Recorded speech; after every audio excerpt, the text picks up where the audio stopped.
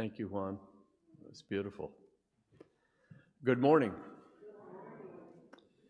My name's Jerry Fry. My pronouns are he, him. I'm an older man with gray hair and a green vest with a multicolored plaid shirt on that will just go with anything. I'm happy to serve as the worship associate this morning and to call us to worship with these words. With our searching souls and our broken hearts, let us seek refuge and renewal in this time and place.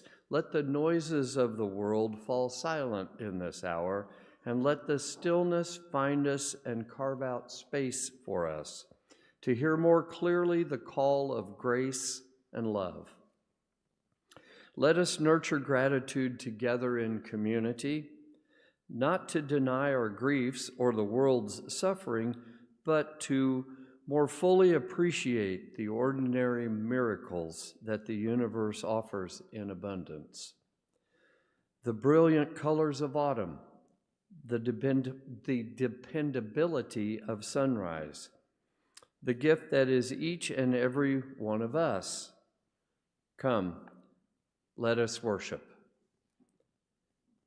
A flaming chalice has been one symbol of Unitarian Universalism for many decades, a symbol of hope, of reason, of the spark of the divine that shines in all of us. We join our siblings in faith each Sunday by lighting our chalice here in our sanctuary. For those joining us online, we invite you to light a flame wherever you are as we kindle our flame with these words by Katie Sivani Gelfand. We light our chalice as a symbol of gratitude. In this sanctuary, we harvest bushels of strength for one another. We cultivate a simple sweetness to brighten our spirits. May we be grateful for the ways we nourish and uplift one another. For it is the sharing of this hallowed time together that sustains us.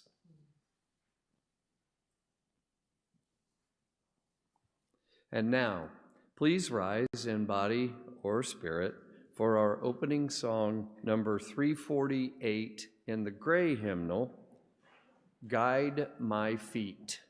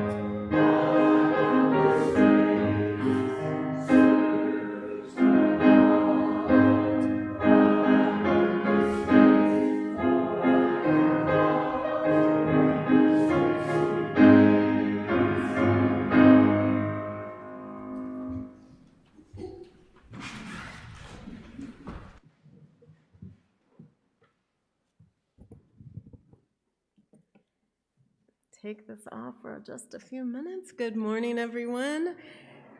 Welcome to the Unitarian Universalist Church of Urbana-Champaign. We are a people of many ages, histories, genders, bodies, identities, and beliefs. And we are united in our commitment to our mission to build community, seek inspiration, promote justice, and find peace. My name is Reverend Beth Monholland. My pronouns are she, hers. I'm a short, middle-aged white woman with dark curly hair and glasses, and I have the honor of serving as the lead minister to this congregation and to join Jerry in welcoming you this morning. If you are a visitor today, then you are very brave. Coming out in the snowy cold. It is a holiday weekend and the first big snowstorm across the country. I don't know if people looked at the map, but at one point yesterday, snow was spread from Sioux Falls, South Dakota to about Columbus, Ohio, and from the Canadian border all the way down to here. And I thought, yep, winter's here. Yay! So, visitors and members and friends, thank you for being here this morning. Thank you to those of us joining us online. If you are a visitor and would like to stay connected to us, I invite you to complete a visitor card and put that in the offering plate later in the service, or hand it to one of our ushers. You will recognize them by their rainbow-colored lanyards. Speaking of lanyards, especially for those of us who might be fighting illness, if you see someone wearing yellow or red lanyard, which are available in our entryway, that just means they prefer you to keep your distance, maybe wave rather than hugging or shaking hands. And if you do need to wear a mask at any time for any reason, you are welcome to do so. Full disclosure, I am not contagious, but I am fighting bronchitis, and so when I am not speaking from the pulpit today, I will have this on. I hope all of you here are staying warm and healthy, though. I'm looking around the room. It's a little light in the sanctuary today, folks, and rightly so. As I said, there is a lot of snow. Lots of folks are traveling. But we do have several young people here with us today, and I'm happy to see that. Our faith development, I see you back there, Porter and Camden. Our faith development classes will be meeting after the time for all ages noted in your order of service. Although if kids and their families would prefer for them to stay here in the sanctuary, you are always welcome to do so. Our nursery is open for little ones 4 and under. And now that I've greeted you, I'm going to put my mask back on and let you all greet each other. I'll ring our chimes to begin and end our time of communal greetings. If you're joining us online, drop a hello in the YouTube chat. And if, again, you're feeling sprightly, feel free to get up and move around the room. And I'll ring the chime again to bring us back together.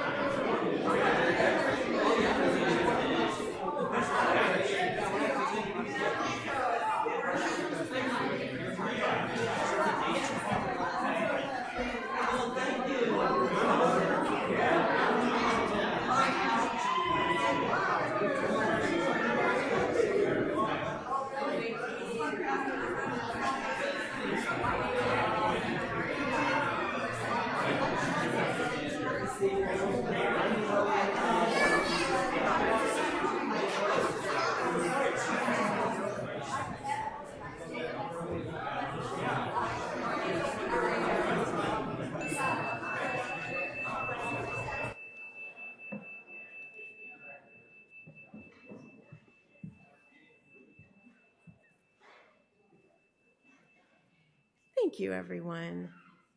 Keep those warm greetings flowing after service. Everyone's invited to join us for fellowship in Fellowship Hall. We'll have coffee and tea, some homemade treats from Is it hospitality? Which hospitality team is there in F? Thank you. That's right, because we're still in November. Hospitality Team F. And speaking of Hospitality Team F, I'm grateful to them for this whole month, but especially for today, I want to say a thank you to our maintenance technician, Jack, who came into, this is not his normal day to work, but he agreed to come in today so we could help clear the walks and lay down some salt. And so I'm grateful for the hospitality team members, especially Creole Beloved, who joined him in that work, and everybody else in here who was like, yes, we'll help make sure it's safe to get inside this morning, since the snow decided to turn to ice in the middle of the night. So thank you. Thank you for hospitality team, and thank you to Jack for making it possible for those of us who braved the weather to be here together this morning. For our time for all ages today, I have a story for us. It is a Zen koan story from the Buddhist tradition, and it is called "The Moon Cannot Be Stolen." Because we're exploring gratitude in the month of November, and this is the 5th Sunday of November. It's been a long month. We've been exploring the ways in which gratitude can help us in difficult times, like losing a friend, losing loved ones, how gratitude can season our days with appreciation and joy, how it does not negate our sadness and anger and fear, but helps us to bear it. And that gratitude itself isn't just saying thank you, but a way of being in the world. And this story highlights that. So once upon a time, there was a Zen master named Ryokan who lived a very simple life in a hut at the foot of a mountain. He was a man who enjoyed simple things in life, and he did not have very many material possessions. One night, while the Zen master was outside for a nightly walk, a thief broke into his hut. He looked around and was shocked and appalled that there was absolutely nothing for him to steal. And he stood there wondering, well, what am I going to do now? And the Zen master returned, and he walked in and caught the thief standing there. And the Zen master simply smiled and said, "Oh, you have come a long way to visit me, and you shouldn't return empty-handed. Please take my clothes as a gift." And he unbuttoned his robes and took it off and stood there just in his underwear and handed his one lone robe to the thief and said, "Here you go, my friend. I offer this to you as a gift." And the thief was even more bewildered and shocked and appalled than he had been earlier, but he thought, well, I don't want to leave empty-handed, and he grabbed the robe and ran. And then Ryokan, the Zen master, shrugged, sat down outside his hut, just in his underwear, and he gazed at the beautiful moon that was shining in the sky, and he thought to himself, poor fellow, I wish I could have given him this beautiful moon. So part of what I love about this story, other than that it's a moon story, and I have loved all stories of the moon since I was a child, is that it reminds us that when we shift our focus from what is missing to what is abundant and present for us, even in the worst of times, it doesn't mean we are happy, but it does mean we can still be filled with gratitude. And I hope in this season, this weekend of family visits and travels and feasting and snow shoveling, that in our own moments of, do I have enough? Do those around me have enough? We can be reminded that the moon is shining for all of us. So take that thought of the moon with you. Little ones, if you want to stay, you can. But volunteers and young people, oh, they are rushing to go to their classrooms. You are welcome to go on your way. And as they do, we in this room will prepare for our ritual of joys and sorrows. Each week when we gather, we know that we bring all of who we are with us and it is an act of spiritual generosity to make space for the wholeness of who we are. And so we make time to lay down both our burdens and lift up our joys. Today we have our bowls of water with petals and stones, and you'll be invited during our blessing song to come forward either to the chalice table or the center back table and drop a stone for your sorrow, a petal for a joy into the water. And know that just as those stones and petals are held in that bowl of water, you are held in love in this community. If there's a joy or sorrow you'd like me to share aloud later in the service, you can email that to joysandsorrows@uucuc.org, or fill out a joy and sorrow card. You'll find them in your pew racks, or the ushers can bring one to you if you need. In this way, we hold each other with love and care, and let us sing.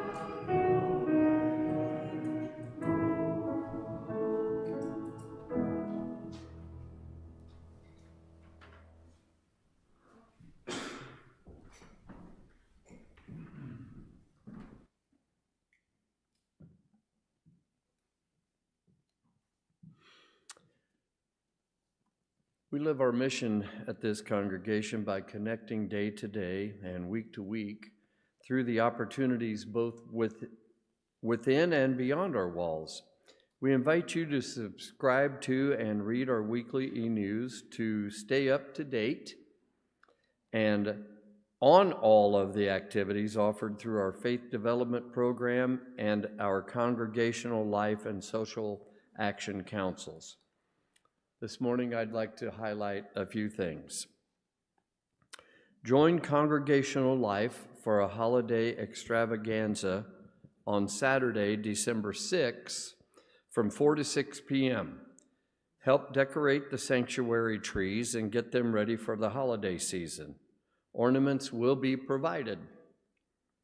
Feel free to drop in whenever you're able.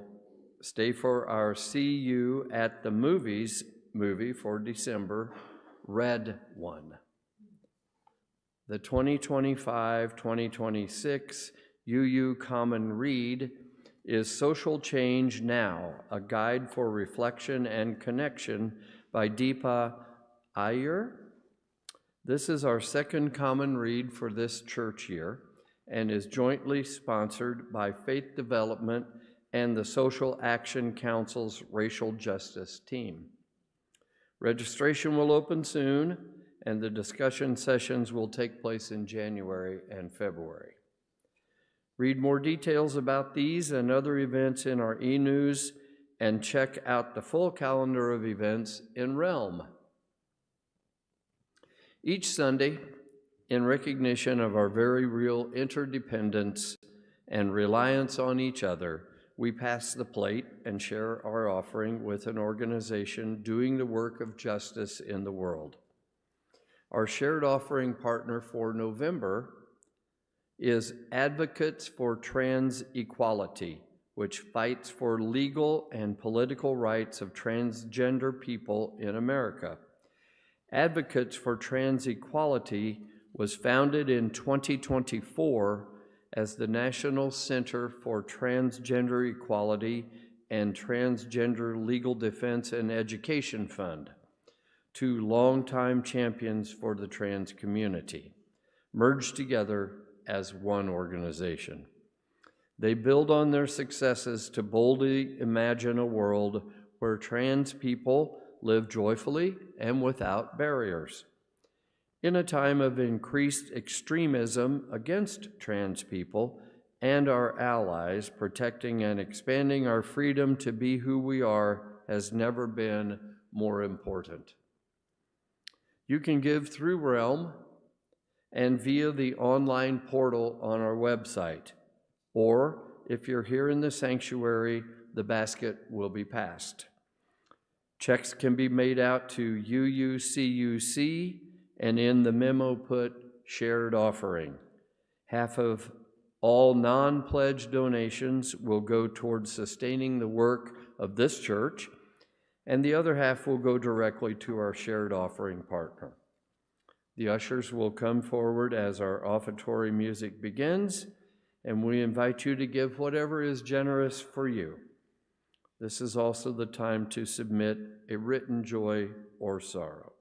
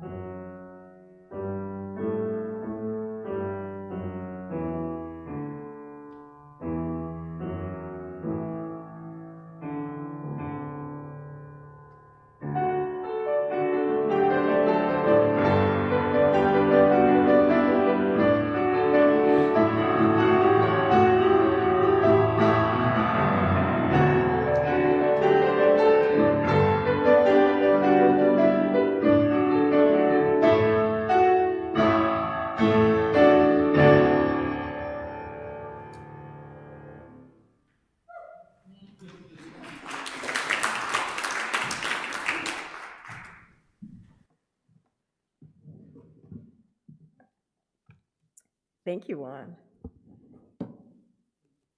And thank you to all of you for your generosity, for sharing your financial gifts and your time and talent with this congregation. And now it is time to share some of our spoken joys and sorrows today. A joy from Priscilla Crone that Jerry's brother came home on Thanksgiving Day after successful open heart surgery. Much to be grateful for. A sorrow from Derek Stevenson, who is having open heart surgery this coming week.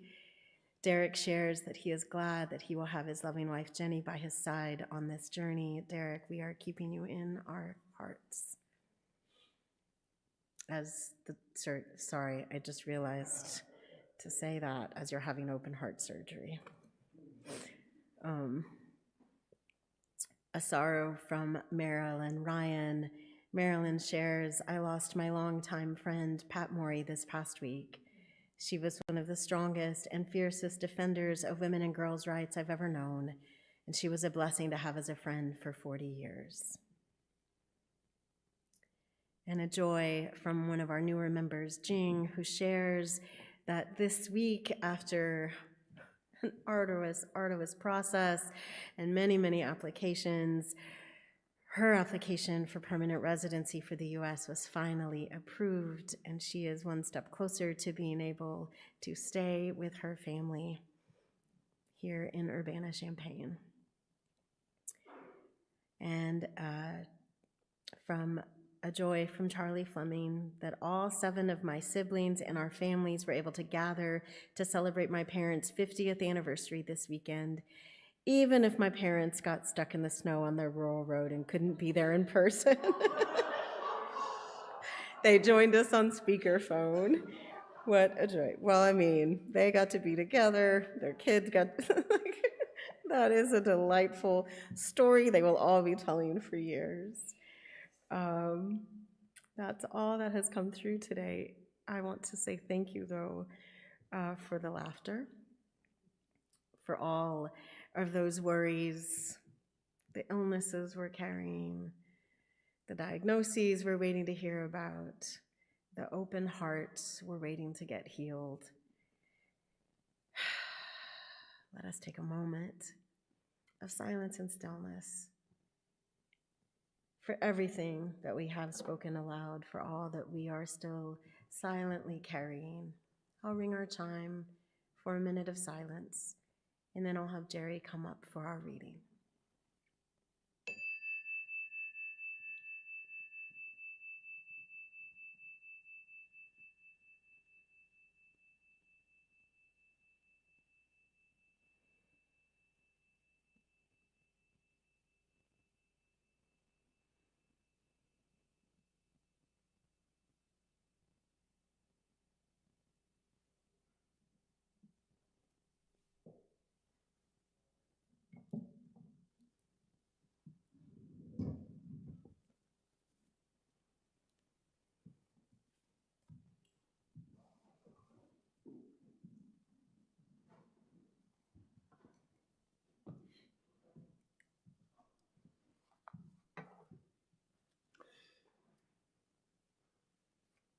I don't know where Reverend Beth comes up with these readings, but this one's really cool. So listen up. This is If the Moon Came Out Only Once a Month by Kathy Ross. If the moon came out only once a month, people would appreciate it more. They'd mark it in their date books. Take a walk by moonlight. Notice how their bedroom window framed the silver smile.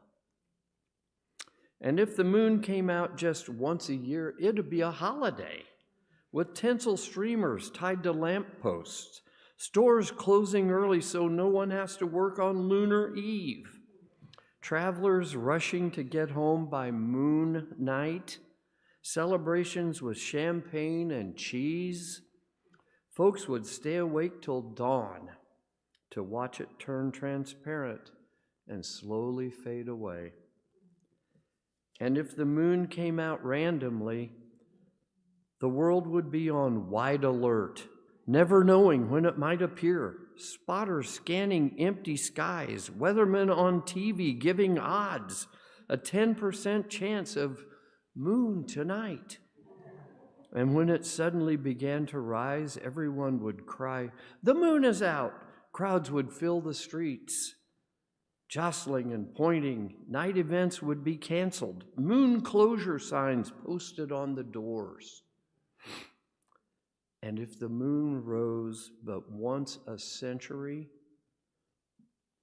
ascending luminous and lush on a long-awaited night, all humans on the planet would gather in huddled, whispered groups to stare in awe, dazzled by its brilliance, enchanted by its spell. Years later, they would tell their children, "Yes, I saw it once. Maybe you'll live to see it too." But the moon's always with us, an old familiar face, like the mantle clock, so no one pays it much attention. Tonight, why not go outside and gaze up in wonder, as if you'd never seen it before, as if it were a miracle, as if you'd been waiting all your life?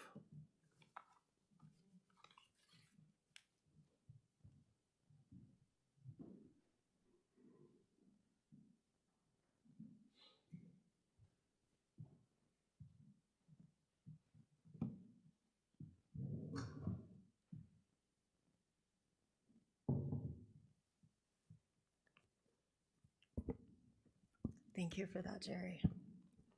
And thank you, poet Kathy Ross. One of my favorite childhood memories.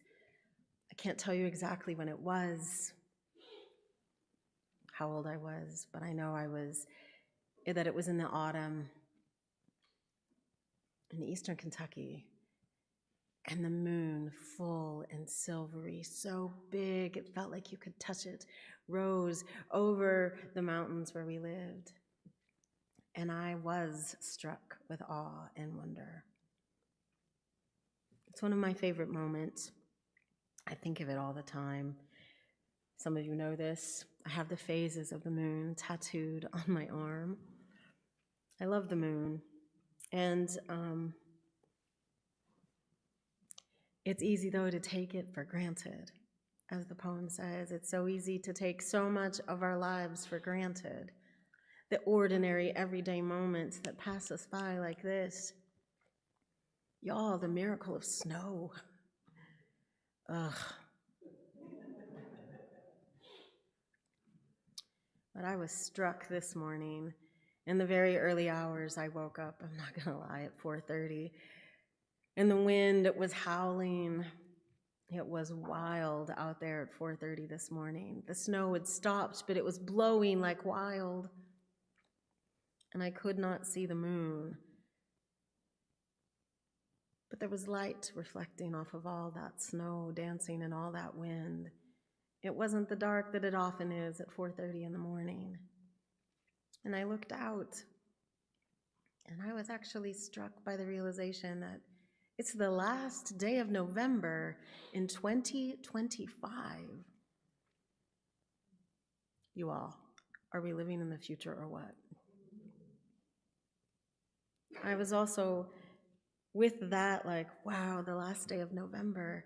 I realized that 100 years ago, right now, my grandmother, who I talk about all the time, she is one of my touchstones, the reason I am here, was a baby, a little 6-week-old baby 100 years ago right now in eastern Tennessee. No idea what her life would be. Firstborn daughter to parents who found each other late in life.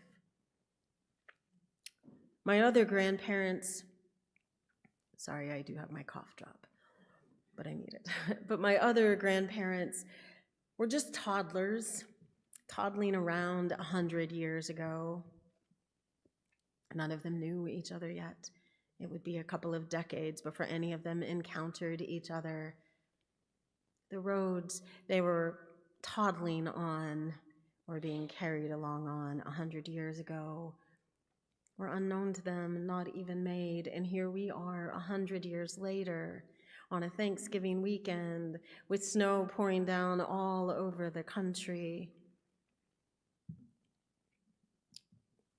and a new year about to start. Maybe we in this room, like my great-grandparents 100 years ago, were worried about what we're going to do for Christmas now that Thanksgiving is finally behind us. Worried and hopeful and excited for what's coming up. Maybe we, like they or their children 100 years ago, are in awe of the first big snowfall of the year, even as we dread having to trudge out in it with our shovels and our mittens and our gloves. And maybe we, in this moment, like people 100 years ago, and 100 years before that, and 100 years before that, on back through as far back in time as any of us can go, can remember that we are connected, sometimes through blood, but often just through memory, to people who looked up and wondered at the moon, to people who gazed in delight at the snow, to people who felt the sadness and the grief of the temporary nature of this life. Because as I watched the snow fall, I was deeply aware that it was covering up all the leaves that just a few weeks ago were brilliant colors, glaring in the blueness of the sky. And just a few weeks before that, they were a lush green. And just a few weeks before that, buds. And we can go backwards and forwards in the cycle of time. And here we all are on this path, the road that is our lives. Knowing it's not linear or straight, knowing that, as the poet Antonio Machado said, we are making the path as we walk it. And we are making it in all of its temporariness, all of the mulching of leaves under the snow to make room for more leaves and new life next year, that 100 years from now, everyone in this room will also be gone. 100 years from now, we will be just a memory for someone. And that's really all the proof of any of us. Leaves falling and snow falling and melting and growing and suns rising again and again, and the moon, as another poem once said, like a ribbon of road on the highway. And here we are in our lives, being asked to appreciate it, to offer gratitude. Here, when it feels like democracy is crumbling under our feet, when we've been watching across the globe the rise of white Christian nationalism and fascism rear its ugly head over and over again, we watch threats on those that we love, who are sometimes strangers to us, but we love them nonetheless.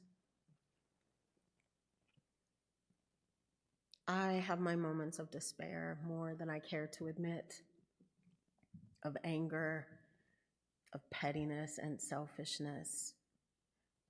And I will not lie to you, my moments of schadenfreude that lead me to be ashamed. All of these moments of humanness that I hope you share with me in this ever-turning world.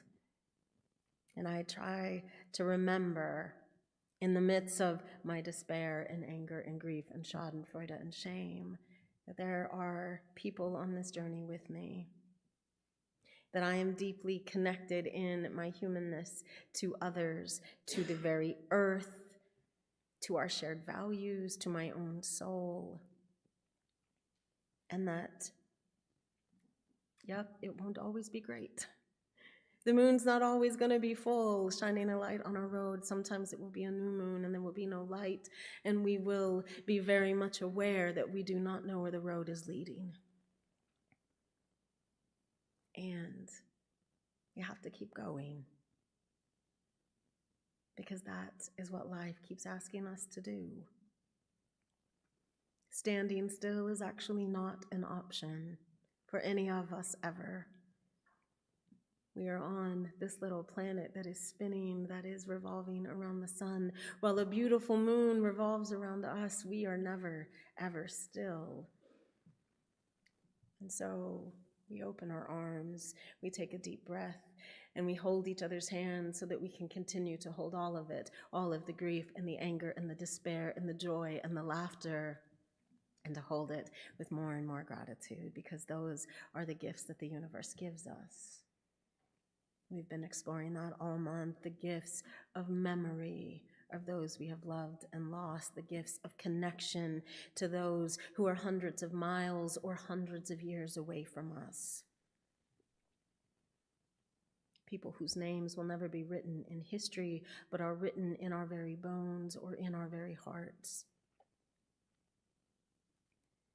Carried in our bodies, the universe offers us the ability to be mindful, not just of those to whom we are connected, but to our breath, connected to the wind, connected to the earth, connected to land, and to all the growing and falling and mulching and growing again things,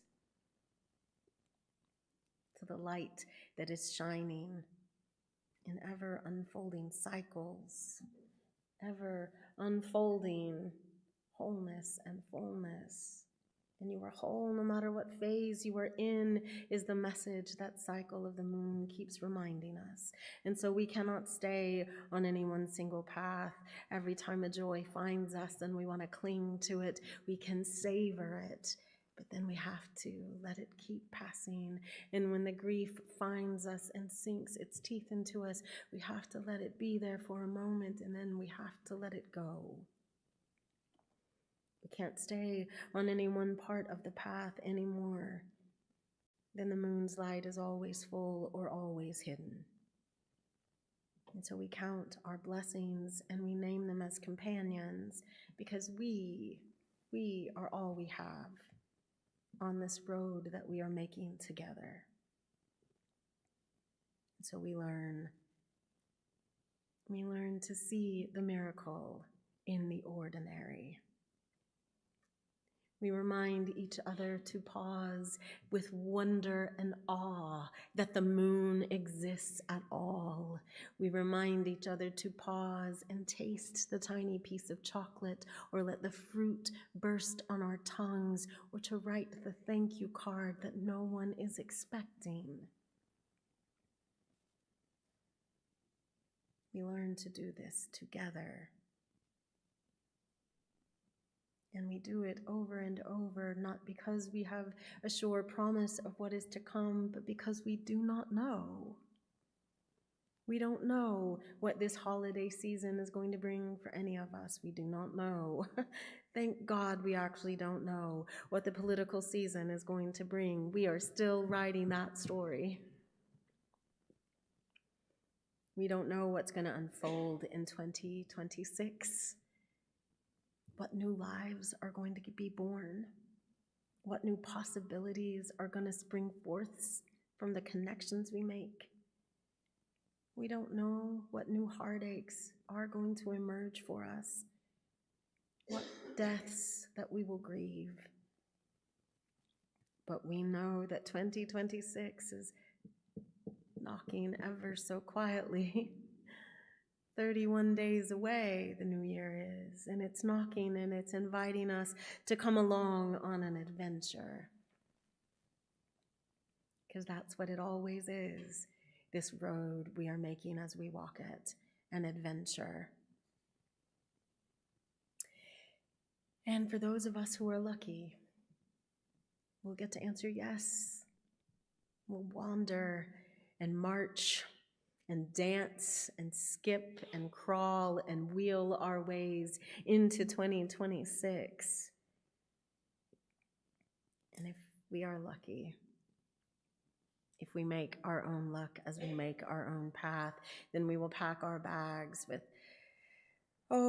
the anger and the grief, the persistence, the commitment, the joy, the happiness, the ability to notice the ordinary miracles. And we'll wrap it all up in gratitude, knowing that gratitude is what holds it all together, that gratitude is what actually holds us all together. And that gratitude, like love, when we pour it out in abundance, actually ends up filling our own hearts up over and over again. When we connect with gratitude, we're also connecting to the road that is life. We are connecting to the path and the light and the shadows that dance upon it. These ever-present blessings that fill me with gratitude, I pray, fill you up with gratitude as well. So pack your bags, hold on to the hands of those you trust, and go out and watch the moon rise tonight if there's a clear sky. But any night, welcome the moon and the stars, or the sunrise with the ordinary face of the person you love that you started to take for granted, but then you remember you and you and you are as miraculous as that once in a century moon. So whatever this road may lead us on in the coming year, whatever paths we forge together, may we forge it together, with the miracle of love and gratitude pouring from, into, and back into each of us again and again. May it be so, and amen. And I invite you, if you are here in the room, to rise in body or spirit and sing joyfully with me, "My Life Flows On," an endless song. How can I keep from singing? Your order of service says number 123. That's just a human error, but it's actually hymn number 108 in the gray hymnal, "My Life Flows On," an endless song.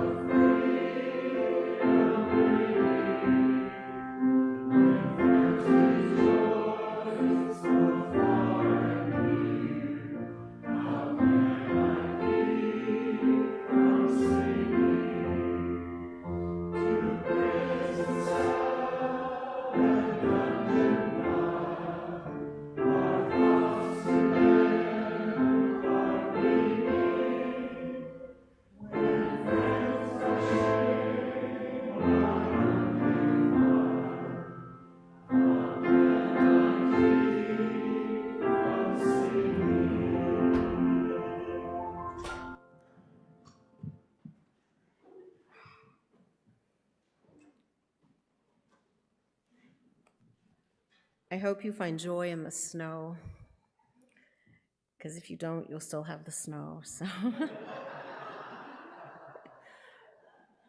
But I hope this week brings you what your heart needs, and so we'll extinguish our flame, not with our usual words, but with these from Faye Orton Snyder. They're on the screen and in your order of service. May you know a place of grace for your soul and the soul of the human family, and may the roots of your beginning and your becoming travel with you on your journey home.